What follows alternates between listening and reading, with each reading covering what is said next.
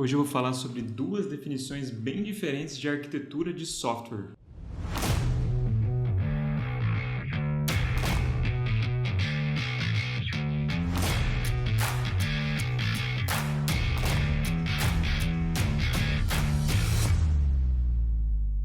E aí galera, beleza? Essa semana eu estou publicando o meu vídeo um pouco mais tarde aqui, porque ontem, dia 27 de abril, eu participei da conferência Hot and Cold da Hotmart.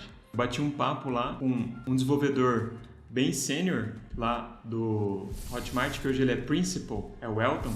Foi um prazer bater um papo lá com o Elton sobre arquitetura limpa, sobre Clean Architecture. Eu queria agradecer o pessoal da Hotmart, que me tratou muito bem lá, foi espetacular estar com vocês. Infelizmente, o primeiro dia não foi aberto ao público, então, na verdade, foi um evento interno, achei bem legal, né, que foi realmente um presente, né, do pessoal da Hotmart para a comunidade dev interna. Hoje eu queria falar um pouquinho com vocês, pessoal, sobre uma confusão que eu vejo acontecer muitas vezes, que é sobre a definição de arquitetura de software. Então, vocês já devem ter pensado nisso, né? Existem várias definições diferentes. No meu livro, Arquitetura Limpa na Prática, eu até trato algumas abordagens para a arquitetura de software, mas eu queria falar especificamente nesse vídeo sobre duas visões, dois aspectos muito importantes quando se fala sobre arquitetura de software. Em particular, me parece que existem duas principais abordagens, por assim dizer, quando a gente fala de arquitetura de software. Então, quando alguém fala arquitetura de software, a gente pode pensar que a pessoa está querendo dizer duas coisas diferentes. Ou ela está falando sobre arquitetura no sentido da infraestrutura do sistema, ou ela está falando de arquitetura no sentido de design mesmo do sistema. Por exemplo, quando a gente fala de arquitetura limpa, de Clean Architecture, de arquitetura hexagonal, a gente está falando principalmente sobre o design do sistema num alto nível. Então a gente está falando das camadas, por exemplo, que a gente tem na nossa aplicação. E de fato, esse tipo de arquitetura, que a gente pode até chamar de um padrão arquitetural, ele pode ser aplicado em diferentes arquiteturas de infraestrutura. Então, por exemplo, a arquitetura limpa, a gente sabe que a gente pode aplicar num monolito ou também numa arquitetura distribuída em microserviços. Então, ontem lá na Hotmart, houve aí umas 3 palestras que falavam sobre arquitetura, né? Então, uma lá, por exemplo, falava sobre arquitetura resiliente.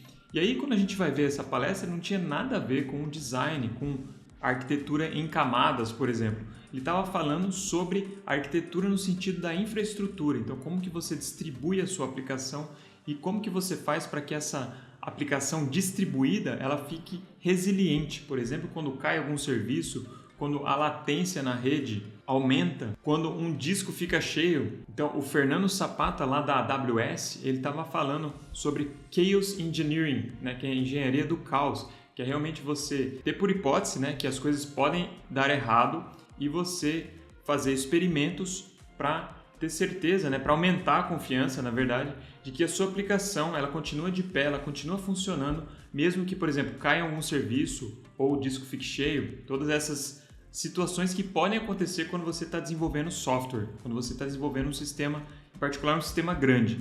Então, esse tipo de arquitetura, repara, não tem nada a ver com o design, certo? Com as camadas que você usa, mas sim com a infraestrutura que você está utilizando. Se você está utilizando a AWS, se você está utilizando o Google Cloud ou o Azure lá da Microsoft, quais serviços desses que você está utilizando, em que lugar que você está colocando cada parte da sua aplicação. Então, repare, isso também pode ser entendido como arquitetura, mas a gente está falando da infraestrutura do nosso sistema, certo? E não do design do sistema.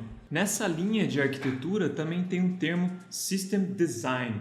Então, lá no meu livro eu também recomendo o livro System Design Interview, que inclusive saiu agora uma segunda edição, na verdade é um segundo volume, com várias outras arquiteturas no sentido de infraestrutura, né? Como que você resolve problemas de infraestrutura em vários contextos. Então, esse livro é espetacular, é de um chinês chamado Alex Xu. Então, eu recomendo fortemente esses 2 volumes do Alex Xu. E, de fato, né, esse livro ele trata disso. Então, por exemplo, digamos que eu tenho uma aplicação que eu quero escalar para sei lá quantos usuários, para não sei quantas requisições por segundo, que é o QPS lá. Então, baseado nessas métricas, ele discute várias situações, vários contextos e como que ele resolve aquelas situações. Então, existe, na verdade, até, e essa é a ideia desse livro, né, é tratar de entrevistas de emprego, nas quais você tem essa parte da entrevista que fala sobre o System Design. Então é muito importante a gente estudar essas coisas. Eu confesso para vocês que eu foco mais na parte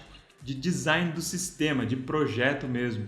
Então, como que a gente vai dividir a nossa aplicação em camadas, quais são os design patterns que a gente vai utilizar, quais são os architectural patterns que a gente vai usar, por exemplo, ports and adapters, né? Então, a arquitetura limpa se faz uso, né, do ports and adapters em vários momentos, mas eu acho muito importante e em algum momento, né, eu vou focar também meus estudos nessa parte de infraestrutura, que é muito importante hoje em dia com os sistemas modernos que a gente tem, que na maioria das vezes são sistemas distribuídos. Eu acho que vale muito a pena a gente ter isso na nossa cabeça, ter essa distinção, né? Quando alguém fala de arquitetura de software, a gente tem que ver, você está falando de quê? Você está falando da infraestrutura ou você está falando do design do sistema no sentido de projeto, no sentido das camadas que você tem no seu sistema? E aí, queria passar um negócio legal aqui para vocês também. O Dave Farley, ele tem um vídeo no canal dele. Se vocês não seguem o Dave Farley ainda, sigam lá, que ele é espetacular. Eu considero o melhor canal de desenvolvimento de software, de engenharia de software do YouTube. E de fato tem um vídeo que ele fala sobre a definição de arquitetura de software. E é bem complexo, né? É bem completo também. E eu achei interessante que nesse vídeo ele não fala, por exemplo, sobre ports and adapters, sobre arquitetura hexagonal, sobre arquitetura limpa. E eu fui fazer um comentário lá perguntando para ele o que ele achava dessas arquiteturas. E ele falou uma coisa bem interessante, ele vê essas arquiteturas, na verdade, mais como um padrão arquitetural. Por exemplo, ports and adapters, ele vê como um padrão arquitetural preventivo. De fato, a arquitetura limpa também, a gente pode ver como uma arquitetura preventiva, porque a gente está pensando como deixar as coisas desacopladas para que a gente possa fazer manutenção no sistema por um longo tempo, certo? Então ele fala isso, que ele utiliza esse padrão de ports and adapters em vários locais, né, da arquitetura do sistema para de fato atingir esse objetivo de deixar as coisas desacopladas. Então acho legal também essa visão da arquitetura limpa e do ports and adapters, da arquitetura hexagonal ou arquitetura Onion, como padrões arquiteturais. Tem também lá o livro do Martin Fowler, que é Patterns of Enterprise Application Architecture. Tem vários padrões arquiteturais também que você pode aplicar na sua aplicação. É um livro espetacular também que eu recomendo. Então o recado era esse, né? Para a gente ficar esperto, para ter essa distinção, para saber que quando uma pessoa está falando de arquitetura de software, ela pode estar falando de system design, ela pode estar falando de infraestrutura, ou ela pode estar falando da estrutura da aplicação, em termos dos padrões arquiteturais. Então era isso, galera. Fiquem com Deus e até o próximo vídeo.